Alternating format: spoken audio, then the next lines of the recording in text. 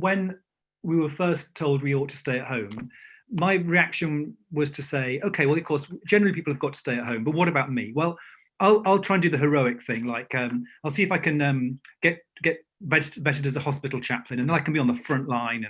And well, actually, there were enough hospital chaplains, I think, and actually I've got a college to be dean of chapel to and a faculty big job, so it wasn't really going to work. So I had to, but I was struck by that my first instinct was, yeah, everyone else can do the thing that's just kind of natural and the obvious thing to do, but I want to do the heroic thing. So I think it's thrown up all sorts of questions for us, which tie in with what Scott's got to say about what when the normal mediations of grace are closed off to us, gathering together the Eucharist. Actually, you know, marriages have been only in case of emergency until the day after tomorrow, in England at least, and so on. So there are definitely some questions about sacraments and grace, and I've written about the sacraments, and I've been a strong advocate of parishes and places and church buildings and so on. Although I actually have rather stuck my neck out in saying that I think absolutely the right thing to do was to have a period when we just tried to stop the spread of the disease, and if that meant closing our churches, that was the right thing to do. And it's actually opened for me the idea that I, who've been rather a kind of outspoken person about mediations of grace through the sacraments, also need to think about personal piety, the kind of thing that maybe I don't want the Church of England to just kind of collapse to, the sort of me and my relationship with Jesus. But actually in these days, that has been really important. And I feel like when I look back on my term of trying to keep chapel life going in my college, I wish I'd done a bit more actually to say, it's not just all about online services and what I can do for you, but here are some resources by which you can nurture your own piety. But the more important question, I think, is, or at least the one I put more centrally, partly because I can turn the fire upon myself here, which is always better to be critical of yourself, is this question of what to do when the natural, when the obvious thing to do is natural. And I brought out the idea that we have a sort of we have an alignment in much Christian theology and piety between the good and the difficult. And I talked about how you find that in Kant, but I think you find it really spectacularly well drawn in Duns Scotus, a Scottish lowland theologian, who seems to imply that really until you've moved beyond that which comes naturally and humanly, you're not really in the realm of ethics at all. And then contrast that with what I think has been the right resource for our recent times, which has been natural law and virtue, and it's actually much better at making something of the humble response when that's right. And I thought about one of the Desert Fathers, Abba Ployman, who says, what does it mean to lay down your life for your friend? We naturally think, well, it means the big spectacular thing, it means martyrdom. But Ployman went on to say, actually, if someone snaps at you and you don't snap back, if you do the small things, that also is laying down your life for your friends. And I found that rather important, I think, in these times. So lots of stuff there about political theology, you know, that we can't collapse the gospel into being a good citizen, but neither should being a Christian absolve us of the responsibility of being good citizens. And that was an important theme in the early church, that Christians were the soul of the city, as one writer says. So that's the main thing. The two little pendant things that I added was this question of evil, and just, in again, kind of reproaching myself and saying, perhaps because I'm a warm stream, optimistic kind of theologian, and I work on the doctrine of creation quite a lot, my natural go-to position for grace and nature is, isn't creation great, and how does grace make it even better? But the just abject cruelty and violence and so on, and injustice that we've seen, and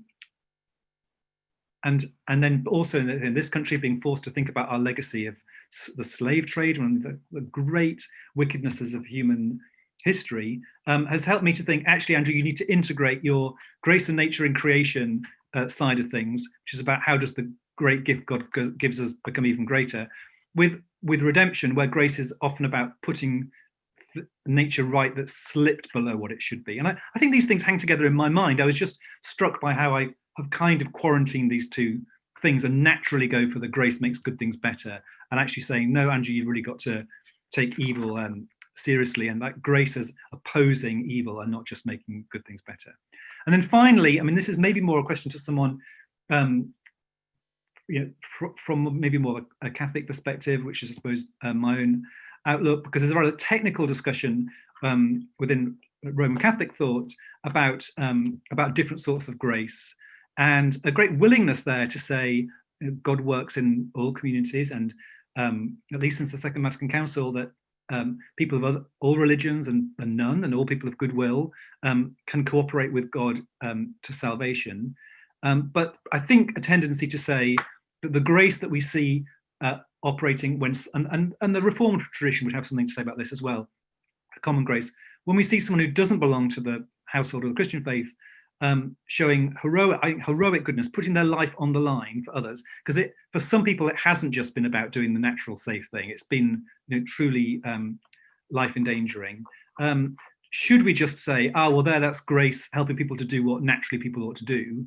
Or can we say, actually, there is the grace of God operating with a cooperation to salvation, to eternal life? And as I said, that might be quite a technical question about grades of grace and so on. But I just wanted to end it away in an upbeat note and say, if we're talking about grace in nature, then I see not just these terrible Twitter feeds and so on of violence, but also we live in a time when community is being rediscovered and when people are doing heroic and just things. And that too is also about the work of grace in the midst of nature. Thank you.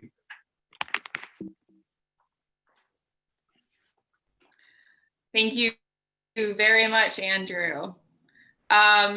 We can turn it over now to Scott. So go for it. Thanks very much. I'd like to echo those thanks for the invitation to be part of this. It's been a joy so far, and I look forward to the conversation that's going to follow. And it's always wonderful to be in conversation with Tripp. He always does something that puts me off my guard, so it's always nice. So my talk began with a caveat that I will reiterate here, which is that I don't consider myself a philosophical theologian. Philosophy has not been one of my main interlocutors. Increasingly, it's becoming one, particularly where phenomenology is concerned. But it's not something that I've done a lot of work on. So when I thought about how I would approach this question, the sort of way I took it on was to talk about method, of theological method, as something, as a focusing point for how doing this work that we call theology looks different under these conditions or not. I have the great good fortune of having studied with Elizabeth Johnson, not as my director, but as a great mentor, and so method is baked into my theological DNA from that. So method is how I answered this question, and one of the things that's been exercising me since COVID began, and the questions that have arisen on account of quarantine. There have been two major questions that have come up a lot, which in my hearing, one of which is, how does theology and the doing of theology look different in this milieu? And my response was, it oughtn't. It shouldn't look different. And that's been surprising to some people, including one of my students was asked by his field placement supervisor, how is your relationship with God changed during the pandemic? And he said, it hasn't. And he was very taken aback by that.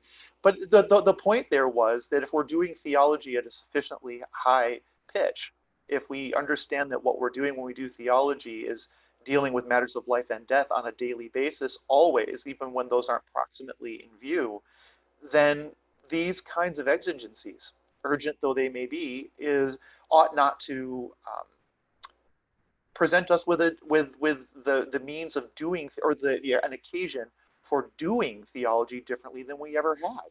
In fact, if we're doing theology with that sense of urgency, when such emergencies arise, we will make better theological choices and engage in theological discernment processes that are more level-headed and hopefully at the end of the day more consistent with our core values. And that's where the second piece that's come in for me, which has been around the way we handle worship online, particularly in these at this time when we aren't able to gather. And that has been in the American Episcopalian context, that's been a major source of discussion and a major source of pain for a lot of people. I mean, this isn't unique, obviously, to being Episcopalian, but it's been a major source of pain in our tradition, the absence of the Eucharist. And what does that mean? And how then do we practice our Christianity? What does it mean to be church when we can't gather to worship? What does it mean, as Andrew says, about with respect to how is the grace on offer to us in the Eucharist mediated to us when that rite is no longer available to us? Are there other ways that we can avail ourselves of that sacramental grace that do not look like the way it looks when we gather in church to do it? And my view is that to the extent that we have allowed the pandemic to spook us, we've made some bad choices about that on occasion. And so I think that well, in my talk, I outline a few of what some of those options have looked like, and then offer a view of my own, but not solely my own, I hope, based on a methodological concern that reflects the kind of the doing of theology that asks always, why? What is this for? Who is this for? And how does this contribute to the formation and living, the embodiment of Christian discipleship in the world, and to what end? So my overall argument in the talk was about the importance of remembering in terms of our theological imagination, which is one of the things that interests me greatly about Andrew's position, both in terms of nature and grace, but more specifically, I'm really looking forward to reading his book on participation for this reason, because the way that we imagine ourselves to be engaged in or touched by the divine life matters a great deal. It matters a great deal. And so I'm really interested in engaging that. And that is my overall position. And then my more specific response to this moment, COVID, yes, but also, as Andrew quite rightly points out, the unrest that's being occasioned by so much of the culture that has been unable to bring itself to confront the truth of its own history and present is if we're doing theology at that level, these kinds of moments ought not to be a stumbling block for us. Rather, it's yet another occasion to clarify what it means to be a follower of Jesus Christ and what difference that makes in our lives and in the world. So that was the main thrust of what I was talking about, with a detour into an example of this with respect to Eucharistic worship in virtual space. Great, thank you. Thank you so much. It's very helpful. So now we are going to turn to Trip, who is going to offer a response to our speakers this evening and get us started with some probing questions. All right. So this is going to be fun because I'm not high church at all until I moved to Scotland. Now, the last year or 9 months, I've been going to Episcopal Church in Scotland, a few months in person and the rest online. So, and Scott knows I'm not even comfortable in most Anglican spaces. When I spoke at the Episcopal school, he said, "Oh, we're having communion right before the live podcast with kegs." And I said, "You are Episcopalian." And they did, yes, it's Episcopal Divinity School. So everyone knows when you stand up and sit down, except the guest speaker. He doesn't know because he grew up Baptist. So one of the things I'm hoping to do is to communicate not just my appreciation and excitement for getting to engage two amazing scholars, but what it's like to try to wrestle with these questions when they're framed in a part of the church that's not where you were born. And I think one of the immediate contrasts connected to what Andrew said when he talked about this interest in turning anew to personal piety, I thought to myself, that's like what Baptists specialize in, right? Like, I didn't know that you could go to bed without reading the Bible and praying every day until recently. And then I still feel guilty about it. Right. So the personal piety is there. And even my own spiritual life is very energetic, emotional, spiritual. Like, I learn contemplative practice. And then when I tell my friends that are in,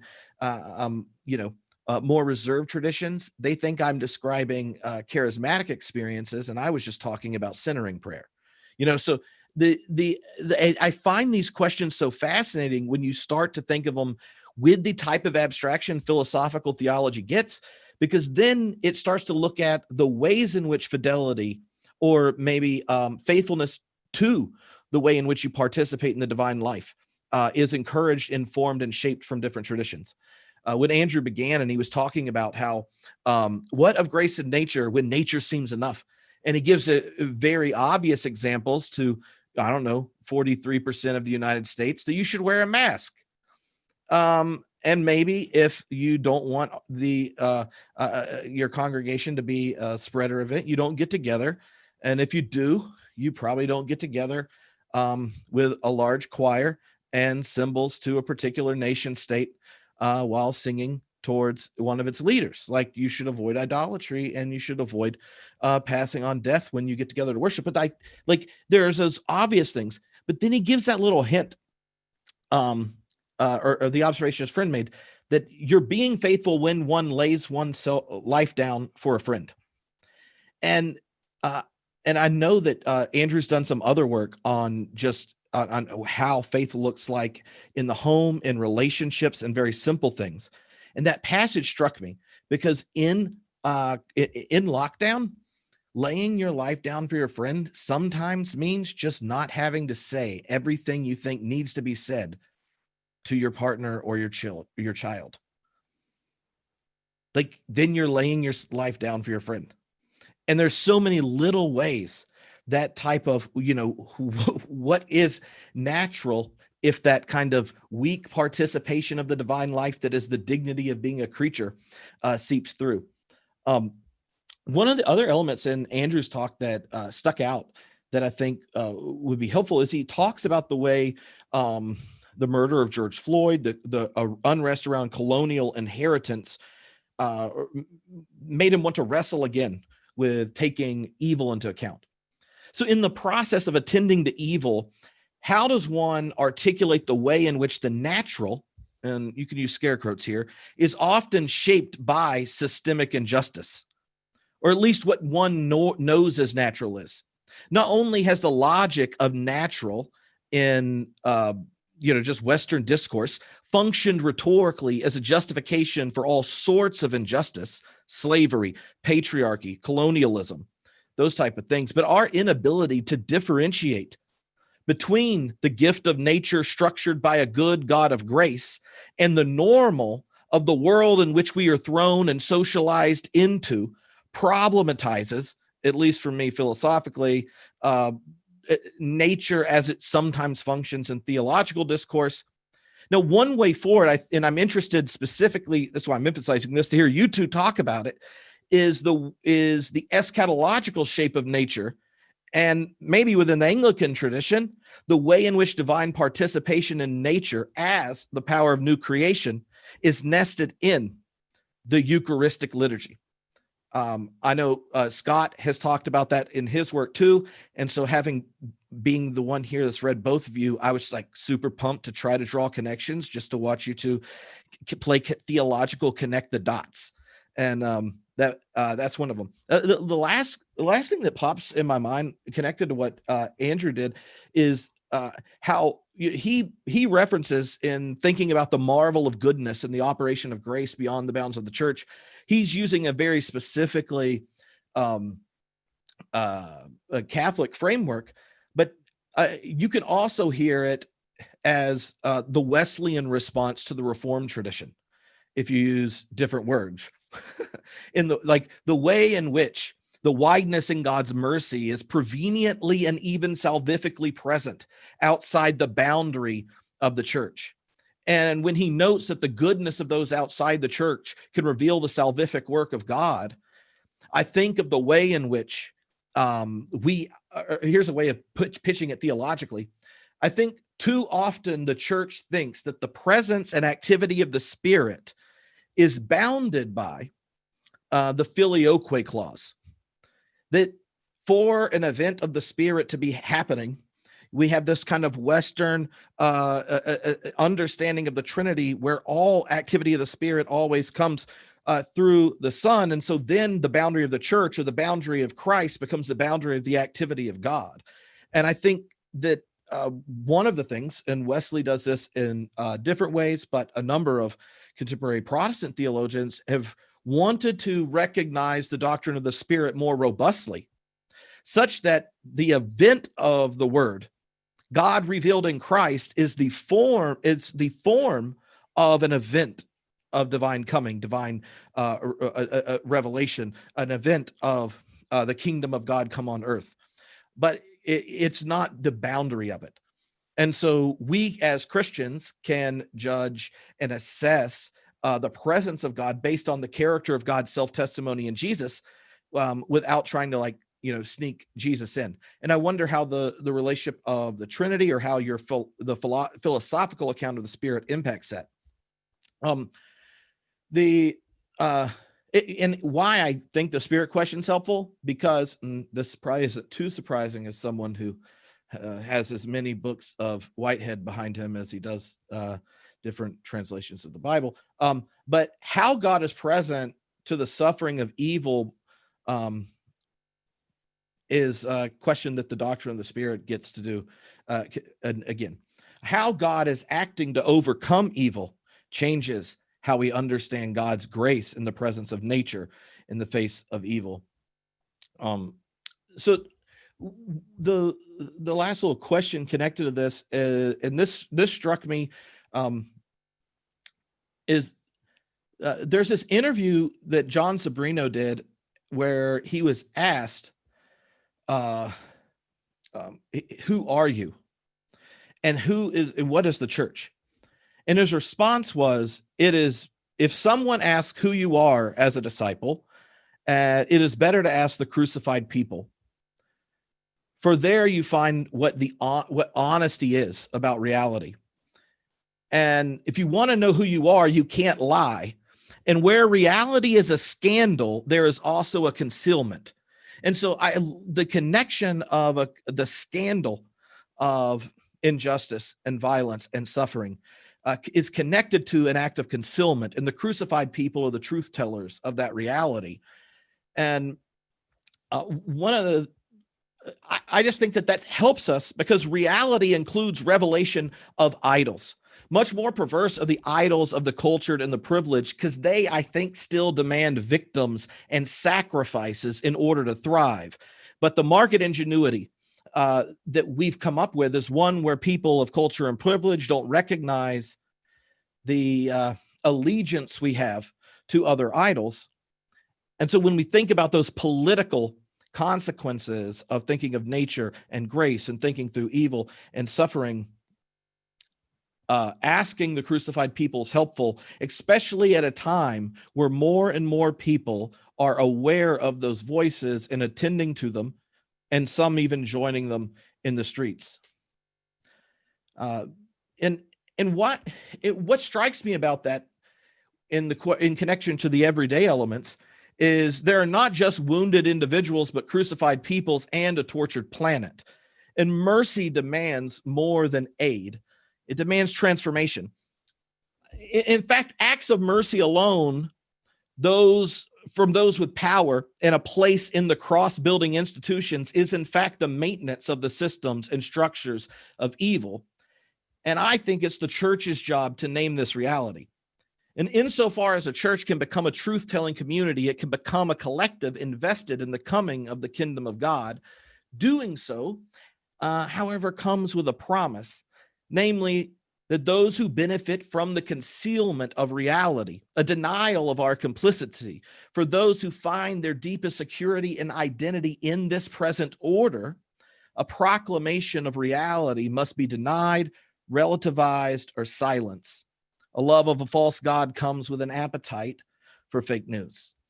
And I just think, I heard those underpinnings in what both of you are doing, especially once the eschatological element comes up. So I wanted to highlight it.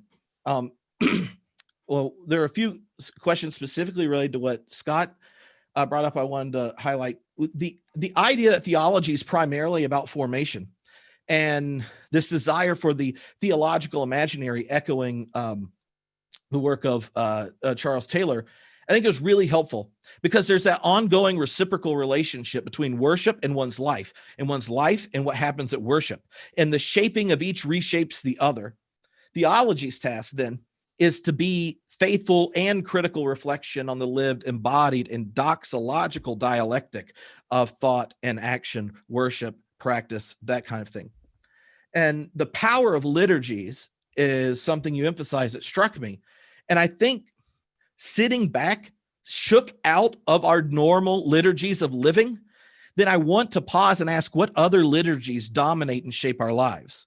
What of the ones that compound and contribute to the crisis?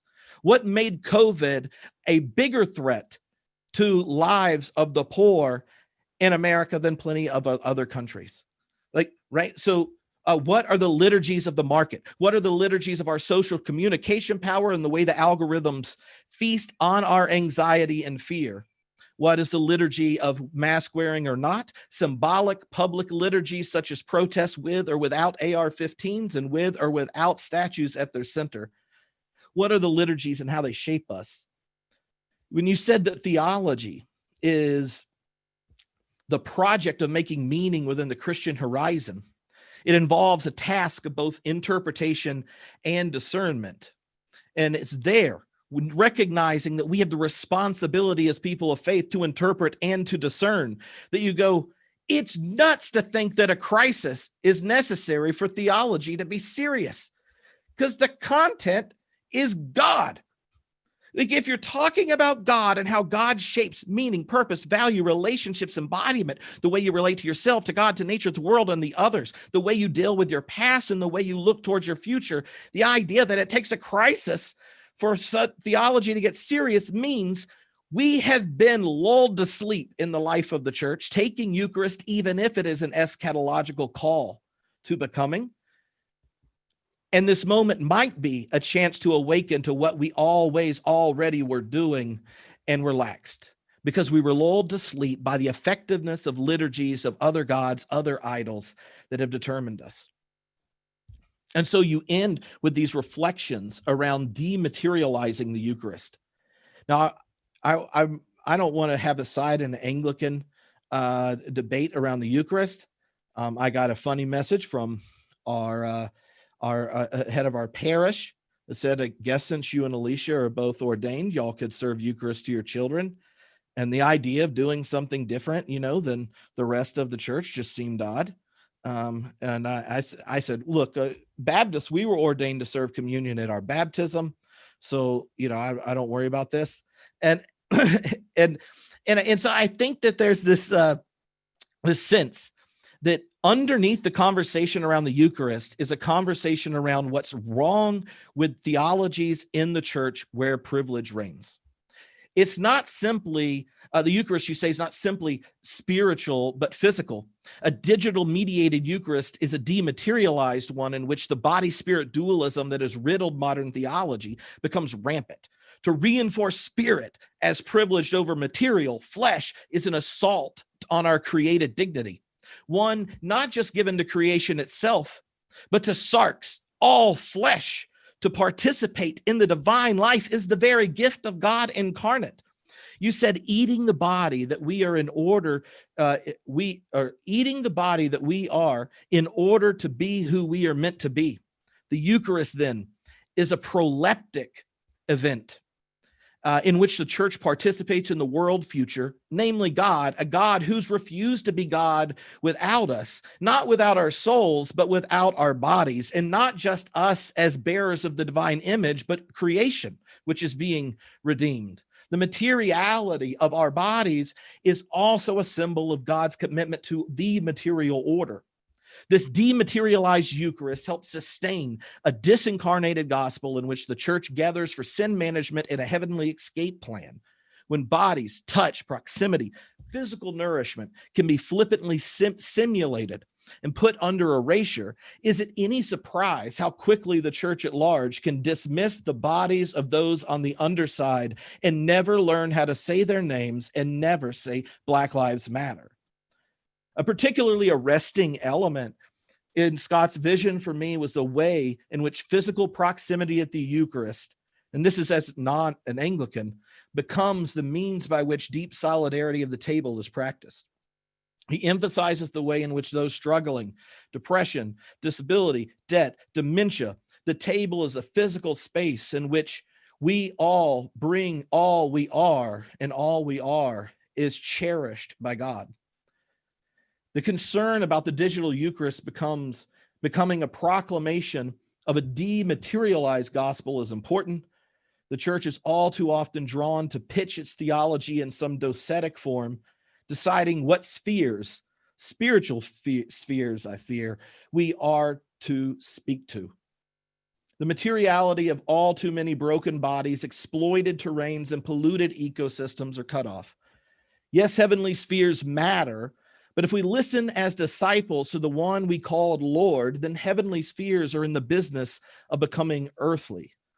It is the coming kingdom of the spheres to find a fecundity in the many webs of material life. And that is why this Baptist is pretty excited to talk about participation with these two Anglicans. Thank you, Tripp. I'm not going to say anything at this point, but just turn the conversation over to our two speakers, again, to offer their initial responses and reflections. And of course, that can then continue into the latter part of our conversation together. But Andrew, I'll start with you again, and then move on to Scott. I wonder if I can ask a question about the wonderful questions that are coming up in the text feed. So I could have a go at answering some of these with typing, but is the plan actually that we'll feed them into our discussion? Yeah, we'll be picking them up in the discussion bit. Great.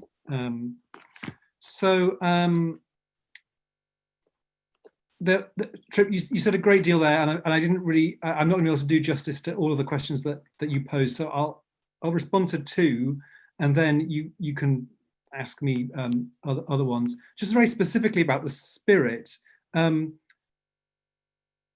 instinct was to say that I wouldn't want to marginalize the work of the Son everywhere, especially if you think that everything about everything comes from God and is sort of patterned after the likeness of the Son.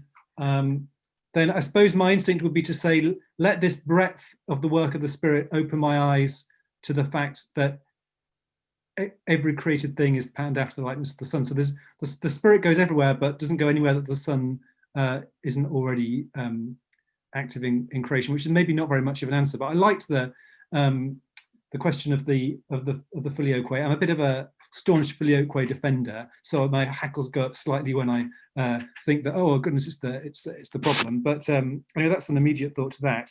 And then the question about rites and piety and so on. I think I want to say, this isn't really an answer, just an observation. It's not that, it's formality versus complete informality. It's more a question of what are the forms that have been useful when certain ones have been not available. So a friend of mine who's a priest told me a story about how her congregation had it turned out that a lot of them were saying the divine office or the the daily offices of morning, evening prayer. And so it wasn't like she even needed to introduce them to that. It's just that there was this background discipline, which was there but hadn't really been noticed. So the other thing I want to say is that let 1,000 flowers grow, especially at the moment. I'm not in the business of saying people ought to do this or that. We're in very difficult times. What gets people through, if it's a quiet time that's got no structure at all, if it's watching the Eucharist being live streamed, if it's saying the office, the rosary, whatever want people, I don't feel like it's a time to be prescriptive. But it is striking that even quite formal liturgy streamed has had really big uptake. I mean, a lot of churches are saying they're having larger congregations in this weird online state than at the time. And we've got to take that into account. I will just quickly fold in one question that someone here, John, has asked about self-administering the sacraments to yourself and family with no ordained priest present. And I think what I want to say to that is try to inhabit your own tradition, ecclesial tradition. So it's not, I don't want to say that isn't something that can happen if it's what your church does, but my own Church of England and the Anglican tradition more widely, and some allied Episcopal traditions, I've got a really quite strong line on this, which is that we have presidency by lay people, but the way in which you are commissioned to that and receive the authority is through ordination. So within the bounds of my own community, the bishops of the Church of England have said this is something that can't happen, but they've also said one could do something like celebrate an agape meal, but in terms of consecrating the elements of the Eucharist within my tradition, within Roman Catholicism, within Orthodoxy, for instance, that wouldn't be possible, but I don't want to be prescriptive about other people's tradition. We've tried to reconnect with the idea of spiritual communion, which is sort of going through the communion service and at that moment saying, Lord, give me the grace that I would have received. And in fact, the Book of Common Prayer of 1662 has communion of the sick. And it says, if someone's dying and they can't physically receive, you can assure them with all confidence that they receive the grace out of desire. And that has been broadened. I mean, the way the Roman Catholic Church has responded to this is with that fantastically medieval, and I mean that in a positive way, of course, fantastically medieval idea of the indulgence.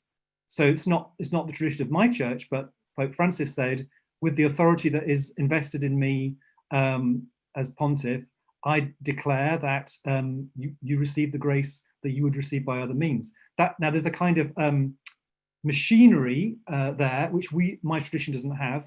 So I'm sort of saying it's tradition specific, really. But I think in all of this, we should remember that frequent communion is actually quite a recent development across the churches. Pius XI or Pius XII brought it in the Catholic Church. In the Church of England, although there had to be a celebration according to law every Sunday, a lot of people used to go to matins in morning prayer. And that, in fact, when you find the Fourth Lateran Council in the 13th century having to wield these extraordinary sticks, like you couldn't have a Christian burial if you didn't receive communion 3 times a year, that suggests that people were not in the habit of doing that. And the requirement for Anglicans is only 3 times a year. So, and there are communities in Latin America that are starved and don't receive the sacrament almost from one year to the next. Anyway, there are some reflections upon that, but I think there are other things you wanted me to talk about, and if you can kind of needle me with one of those later on, I'll try and respond, as also to some of these great questions that are coming online. Excellent. Thank you very much. Scott. Yes, thank you. And Trip, thank you very much for your response to what I had to say. I thought it was extremely accurate in terms of what I had to say, and you drew out the implications of it in a beautiful and typically impassioned way, and I appreciate that. I want to say just a couple of things in response to it. I want to be very clear from the outset here, because I don't think I was clear in my initial comments, nor do I think it was necessarily obvious in what Tripp's response had to say, that I am talking about Eucharist very specifically Eucharist, because there are lots of ways of worshiping online together that are deeply life-giving and incredibly important that I'm really in total favor of. And that's hugely beneficial for all concerned. Morning prayer being for example, being a primary means by which we can continue to gather as the dispersed ecclesia, which it's been a fantastic way to do that. It's Eucharist that I'm concerned about, and the reason is because, and this connects to something else that Tripp had brought up in his response. I am concerned about what celebrating a Eucharist against its own logic does to us. That's what I'm concerned about.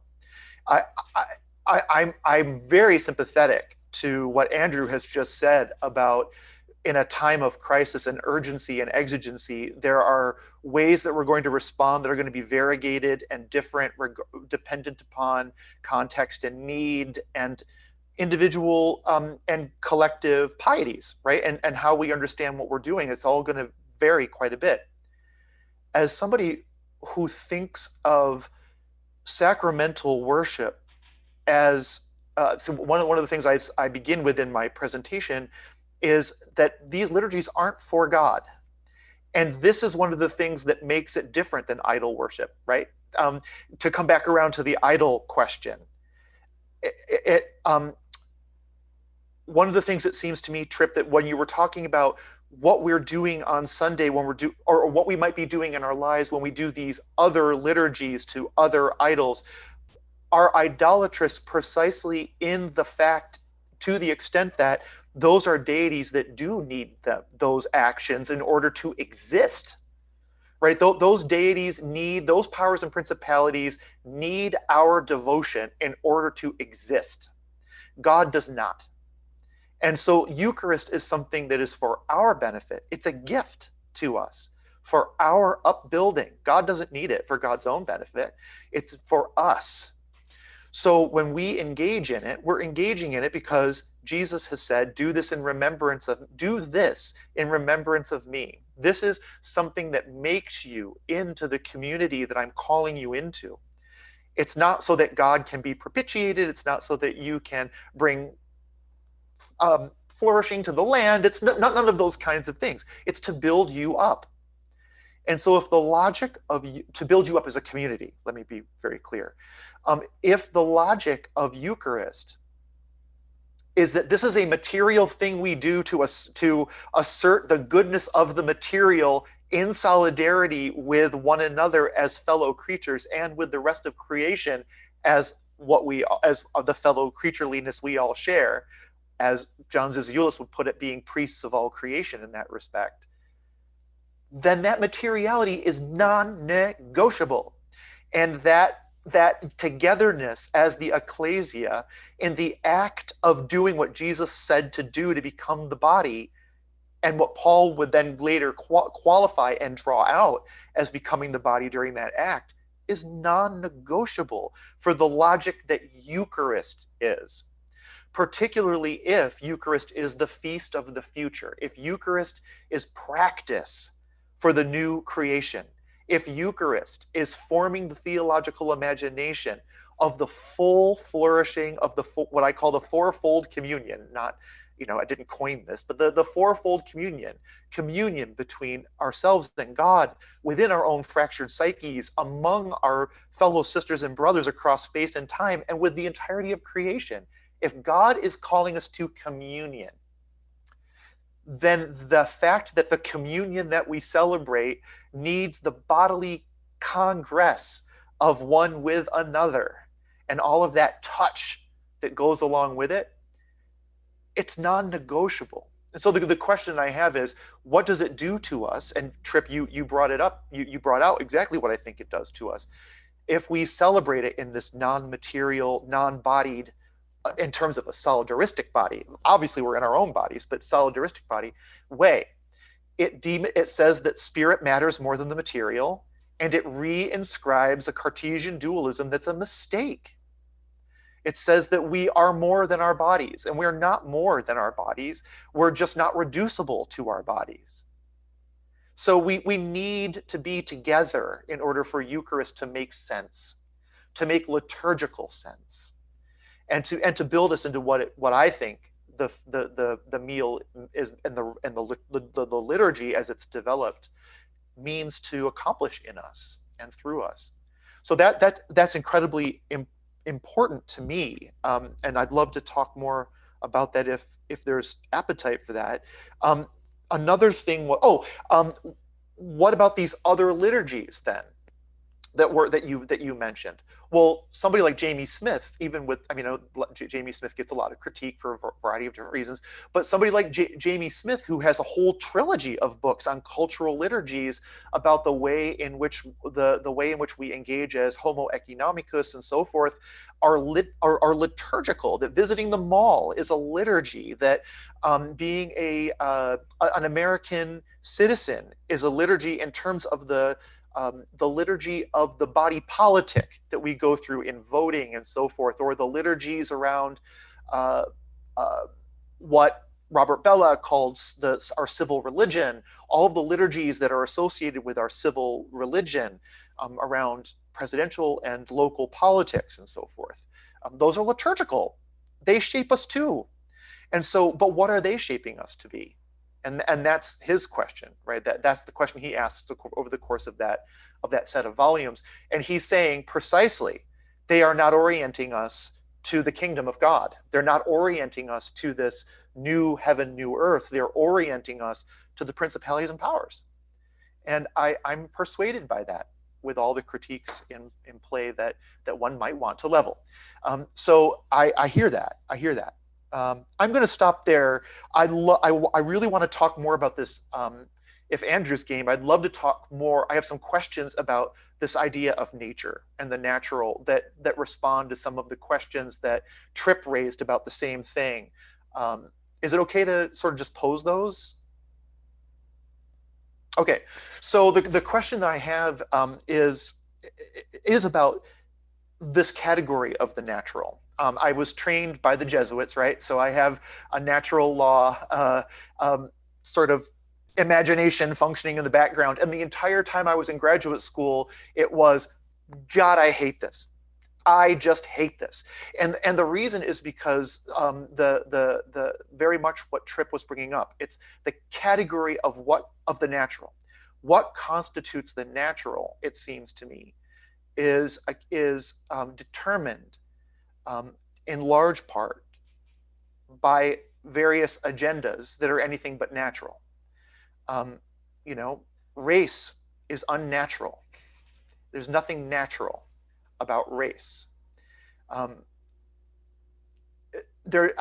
a queer person, my affections have been labeled unnatural, and the natural law tradition has been used to excoriate and say that queer people are intrinsically disordered and so forth. And even in terms of sciences, and this is I'm starting to get out of my depth here, but Sarah and Andrew can help me, and Tripp can help me much more here. The idea of what constitutes even what is nature at the level of scientific discourse is not a settled matter.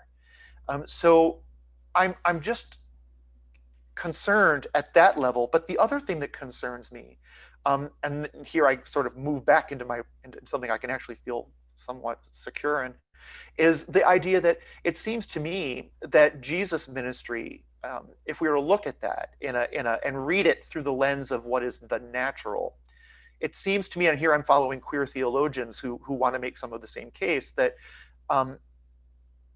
Jesus' life and ministry seems to give the lie to the natural, in that Jesus does not marry. Jesus does not have children. Jesus destabilizes a notion of family as something that's more of a matter of spiritual orientation and not of biology, that these are the things that matter. Procreation no longer is what matters, that there's a different way to produce in God's economy that doesn't have to do with reproduction It has to do with the new. It has to do with new possibilities. It has to do with what God is doing to invite us into communion, into eschatological communion. And that doesn't look natural. Sometimes that's a surmounting of the given by an infusion of the new, following Pannenberg, right? So those are questions I would ask. I'm not arguing. I'm wondering, literally, really wondering, because I think you're sympathetic to some of that. How you engage with the category natural. That's just a question that I've got. Great. Thank you both so much for your responses. And I actually think that this is a good way to get our more dialogical conversations started. Perhaps by allowing Andrew to kick things off with a response to your questions there, Scott. I want to. I'll throw another sub question in there now. In regards to the meaning of the natural and how to think about the natural in relation to grace, nature in relation to grace. We have quite a few questions coming in about virtual Eucharist. So I will save those. I think we're going to save those for the last, we'll get to those in a few minutes, because I think once we go down that road, we'll probably stay there. So it is quite a heated topic these days. But I'd like to address the nature and grace questions first. And so in addition to the ones that you just posed, Scott, I think another one that has been coming up is around what we do when there is disagreement about what the natural good is, right? So a lot of the social media wars at the moment and the kind of public discussions about mask wearing, for example, or lockdowns isn't occurring in terms about what the whether or not we should follow what the obviously good natural option is, but is actually about what is the good natural option. What is nature actually saying here? And a lot of this has to do with trust in government or the lack thereof, which is a huge thing, both here, I think, here in the UK and in the US, of course. And so there seems to be a stark disagreement about what the right natural response is. And so I'm wondering, perhaps Andrew, when you're talking about Scott's other questions, you might also think about, like, and for you as well, Scott, like how do we think about the right natural response when there is disagreement about that, and there's a lack of trust in authority and a lack of trust in expertise and elites and that kind of thing. So when there is that fundamental disagreement, but let's start with that one.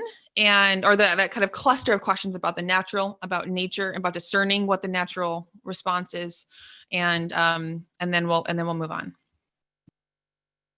So shall I weigh in first of all then with the areas that Scott drew up? Well, all the way through my talk and writing it and then delivering it, I thought, I am someone who sees grace and nature very close together. So I don't want to be positioning myself into these two things, and as separate. And I certainly don't take what's sometimes seen as a double-decker view of things, that you've got this nature that has nothing to do with grace, and then grace that just sits on top of it, which has nothing to do with nature. I would call myself, in that respect, an integralist. Now, this is a word that's been taken up by some rather conservative Roman Catholics in recent years, and I think it's almost an equivocate. It's just a different derivation of the word, and it means, we'll have the whole thing integral, or nothing at all, and it tends to actually align itself with some of the groups in the States that have taken a don't close the churches down, don't emasculate me by making me wear a mask sort of position. So by integralism, I mean more the tradition that's associated with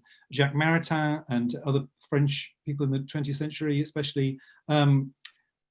And I see it as being very Anglican, which I don't think we've got a monopoly on it, but the idea that, say, in the monarchy, the absolute summit of the state and of civil power just overlaps with the church, that we just don't have a two kingdoms kind of view of things.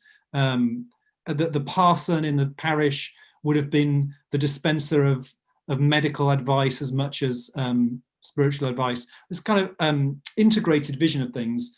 So I realize I may have backed myself a little bit into a corner and seeing what these things are separate. But one of the things that I did say in the talk was that I think the category of gift really is integral here. So why do I see that, grace is actually more primal than nature? Because if the characteristic of grace is that which is unmerited, then creation is the first and one of the greatest gifts, because there's nothing there to invent it. There's nothing there to deserve it until out of a sheer generosity, things are created. So now that brings into one of these questions that we've been asked. Someone said, does the dichotomy between grace and nature rest upon a confusion between the flesh and the body on one side and God on the other? And what about the incarnation? So I think absolutely the doctrine of creation says everything that is made belongs together. So the highest archangel and the earthworm and the soil in my garden are equally creatures. So we don't divide this realm of the spiritual as if it was somehow uncreated. So that brackets the body and anything together within the realm of the created. But similarly, the whole of that is gift, and therefore of grace, of the undeserved gift of God, the soil, the earthworm, as much as me, the archangel. So I think just one last reflection on that, am I betraying my naturally integrated kind of view of things? If you look at the conflicts that happened between grace and nature in years after the Reformation, they were often between the Jesuits and the Dominicans. And the Dominicans tended to take a more integrated, you just can't ever get away from grace operating, and these kind of view. And the Jesuits tended to have a bit more of a separate vision of these. And actually the Jesuits there were responding to what they thought of as being a mistake at the Reformation, which was a downgrading of nature, that it was just basically so fallen that it was going to be written off. And so the Jesuits, who were the great debaters with the Protestant tradition, whether they got this right or not, I have some sympathy for them, ended up having a bit more of an idea of the goodness of a pure nature, because they wanted to defend it over and against what they thought of as a denigration of nature. So I just observe that when it seems to me that the goodness of doing the natural thing is under attack, I'm kind of falling into a Jesuit position of saying, hey, I want to defend the natural. Now, the question about the problem of, I remember Hauerwas saying, natural law ought to carry everything, it ought to be the great royal road to ethics, but actually we just end up calling everything natural that we want before we've even begun. And he says, actually, only the people who've devoted their life to learning and like moral excellence are the only people we should let loose on natural law. So I absolutely take that point. For me, the openness of things is part of their nature. So I don't want to say that an attachment to the goodness of nature as God's gift closes down openness, because for one thing, for me, the great character of nature is its variegatedness, its particularity. I'm a bit of a particularity mystic. Nothing pleases me more than the greenest frog and this really peculiar flower that looks just like that. And so I think partly I want to say variegation, difference, variety, characterfulness. So that kind of, I hope, doesn't close things down. And also, Aquinas says, first time I've mentioned Aquinas, I've never spoken for this long without mentioning him. In his commentary on the Apostles' Creed, he says it would take philosophers could talk for thousands of years and they would never get to the bottom of a single fly, or maybe bee. And then Joseph Pieper, this wonderful German 20th century Thomist, said that's because the deepest mystery of anything is its relation to God, and therefore there's a kind of boundlessness, a depth beyond fathoming to even any creature. So for those reasons, I think I can kind of have my cake and eat it, and maybe seem somewhat traditional over my invocation of nature and so on, but actually see that as a great principle of openness. Over disagreement, Sarah, your question. One of the things that discussions of grace and nature have said, and you get this again in Aquinas, is let's take knowledge and revelation. One of the jobs of revelation is to tell us the things that we ought to know naturally, but are too perverse to fathom. So maybe this is one of the roles where revelation comes in, and that sometimes really simple things like don't do stuff that will kill old people and sick people, which ought to be, Aristotle would think was there for every sensible pagan. Sometimes it takes, the words of Jesus from the Mount of Olives, from the Mount of the Sermon on the Mount, to tell us even things that we perhaps, a good pagan might have been able to work out. I think part of the tradition of this is that the second person is logos and reason, and that reason and expertise are not dirty words. I think one of our roles in political discourse as religious people is to say actually expertise is to be honoured, and wisdom. So I'll leave that there for the moment. Thank you very much. I'm aware of the time creeping on. So Scott, another one of the questions that's come in online, was emailed into us actually, has to do with, but this is also for you, Andrew, so just jump in here whenever you like, both of you. Has to do with the deeply rooted tradition that you both exist in, right? And in particular, how we think about the depth of the history of that tradition, when we are in a time when we are recognizing how tradition can be full of both blessings and curses. And in particular, we have someone asking, what do we do about those liturgies, monuments, practices, institutions that are becoming revealed as problematic today, but wouldn't have been in the past, perhaps? And this, I think, is coming up particularly in the context of monuments, but it is a larger question about how we think about tradition and the mixed blessing of the institutions in which we find ourselves. So maybe Scott. That's that's an awesome question.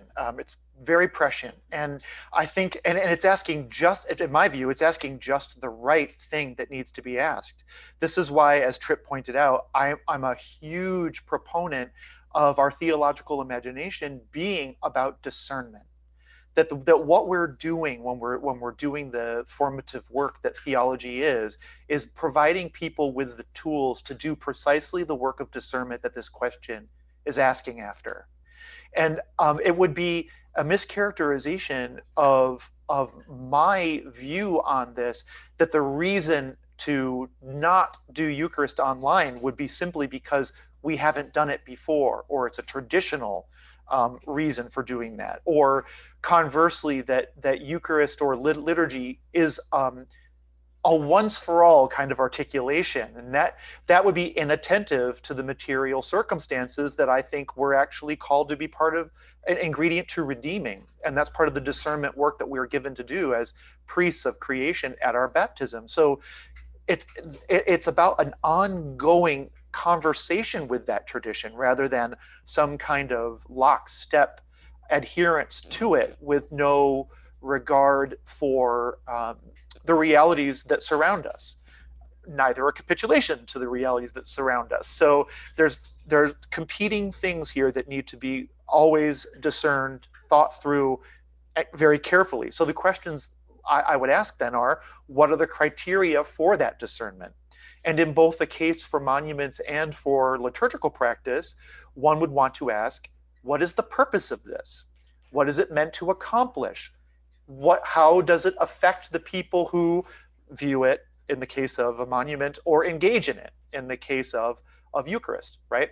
So where one discerns that the purpose and nature of a monument is to extol values that cut against the grain of deeply cherished principles upon which a country is founded, and dehumanize an entire subset of a population in the name of the superiority of another subset of that population, and that is a matter that might be handled differently than a discernment that says this particular ritual is meant for our upbuilding in ways that are attentive to the least of these in ways that a more virtualized practice of that particular ritual might not do. So it's a matter of asking that very crucial question that the person who presented it is asking, and doing that through a lens of the same lens in both cases. What is intended by this? How does it land on the people who participate and or are I don't know how to put this, ocularly consume the monument or what have you, and what does it do to us? What is it doing to us? Those are the questions I think that we're asking in both of those instances, and in my view, one of them is replete with we undo it, and the other one is replete with we preserve it. We preserve its logic because it orients us well. So it's discernment, which is never easy. Yep. Thank you. Andrew, did you have I jump in there and just say that I think, say if you look at the scholastic writings of the Middle Ages, the tradition is it's rumbustious. You know, it's full of argument within itself, and so I don't think it's tradition as static versus something else. It's actually it's dynamic.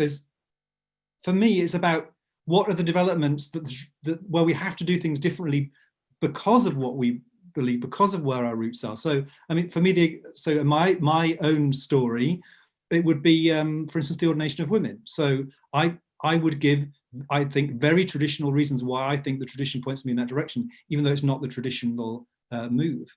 And so the church has amended its liturgies. So I mean, think of anti-Semitism. We've got a long way to go, but the liturgies of Good Friday used to have a horrible phrase about the perfidious Jews, and it took and that's been changed. They say in the Roman Catholic, John the 23rd. I'm being pro-pope this evening. Changed it, and he was so insistent that when the first time it had been changed, the deacon used the old form in St. Peter's. He forced the person to do it again without it. It was a lovely story. So that's just an example of that things can change. It emerges from the tradition, and actually it involves authority, and we've got to hope that our authority gets it right. And Andrew, wouldn't you say that those changes were actually consistent with the original logic of the rite, though? However, they don't run against the logic of the rite. Yeah, I mean, I hope with all my heart that that's the case, and that's what I believe. Yep. And I certainly think that well, maybe they're just too. Maybe there are ways that there are people who think that the traditional answer is where you stop, whereas I'm more of the line that what the tradition gives you is where you start. And actually, I think someone like Aquinas, with his just endlessly questing mind, sets us more of an example of opening things up than closing things down. Which I mean, I don't think everything is always up for grabs all the time, and there's a kind of hierarchy. So the most the things that are most sedimented, or perhaps that are most close to the doctrinal core of, say, who Jesus is, are the things where there's I can't imagine the Chalcedonian definition being undone, but you know, there are concentric circles, and that's when you end up with like local differences. That's why I say, over these questions, do what your tradition says and be true to it, and there's a diversity there, and yeah, that's enough. Great, thank you. We are nearing our final 10 minutes, and so I think this is a good time to move into the there's a cluster of questions essentially around how we think about the Eucharist and how our participants here think about the Eucharist.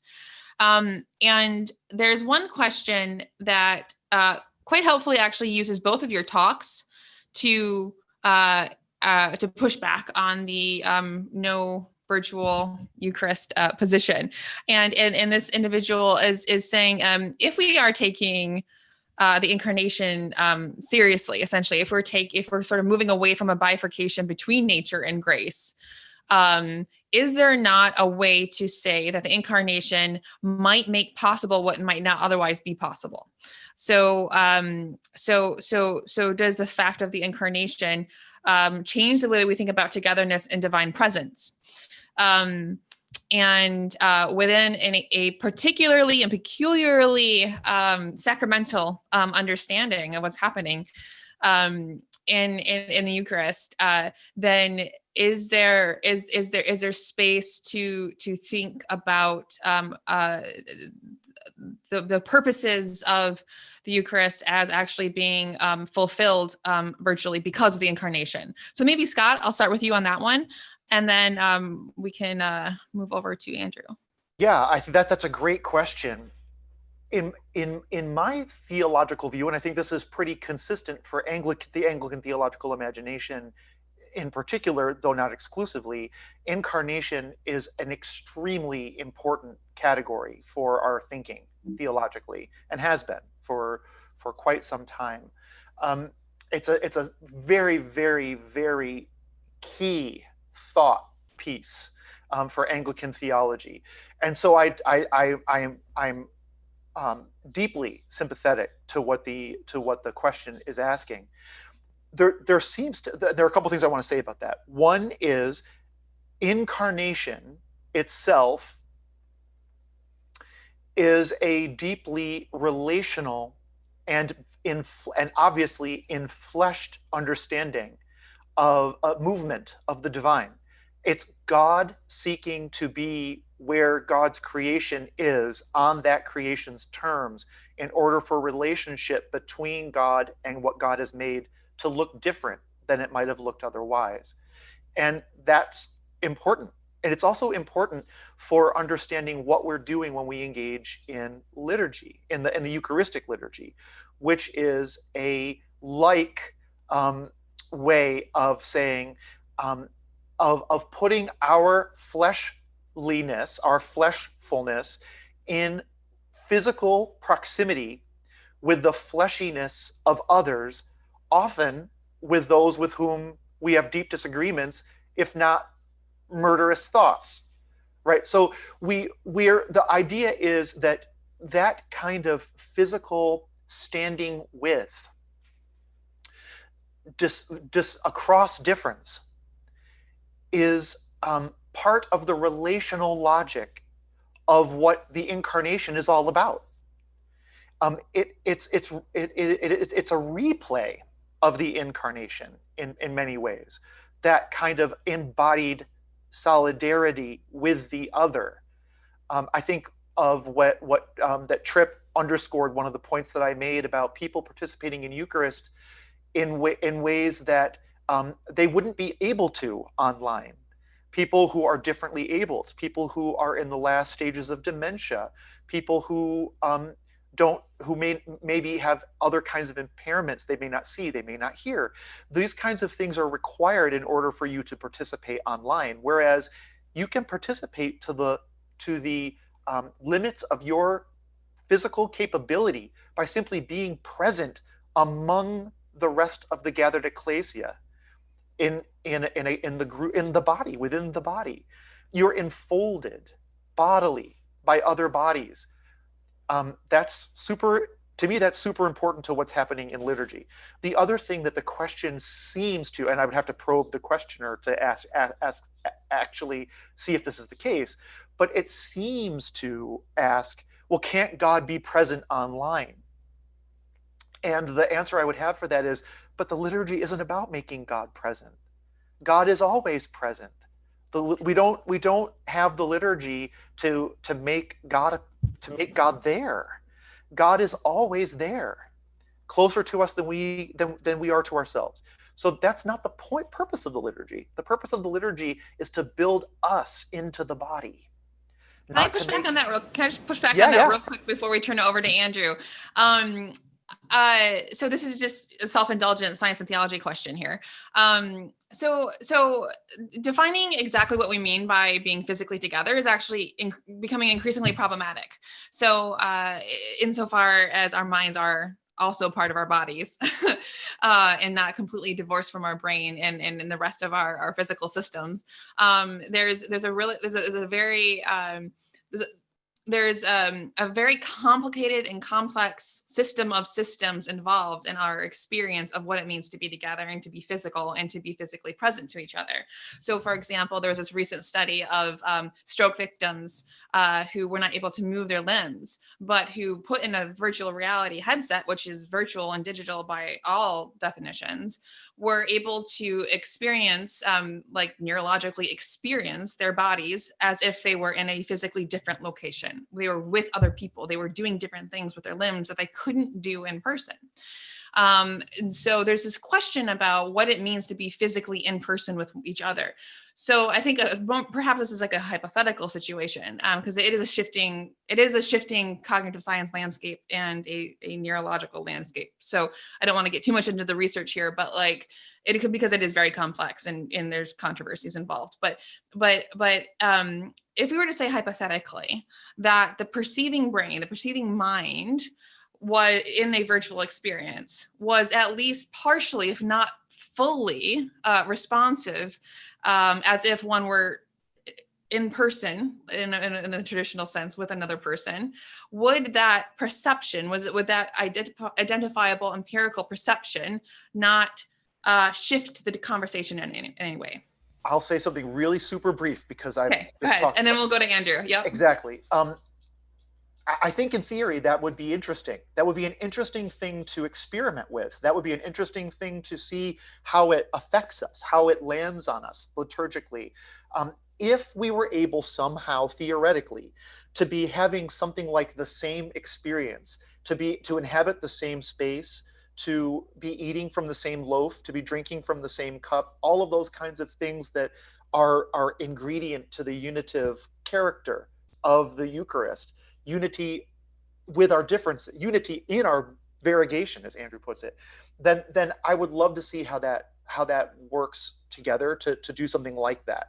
I'd be totally interested in seeing theoretically how that were to play out. I'd be very interested. Thank you. Andrew, you can address any part of that last conversation. This is in danger of turning into more ecclesiology and sacramental theology. But I absolutely get the point, as Scott said, about the incarnation. The church is the continuation of the incarnation. Everything rests on the incarnation. And I want to say it's not my place to trash other traditions.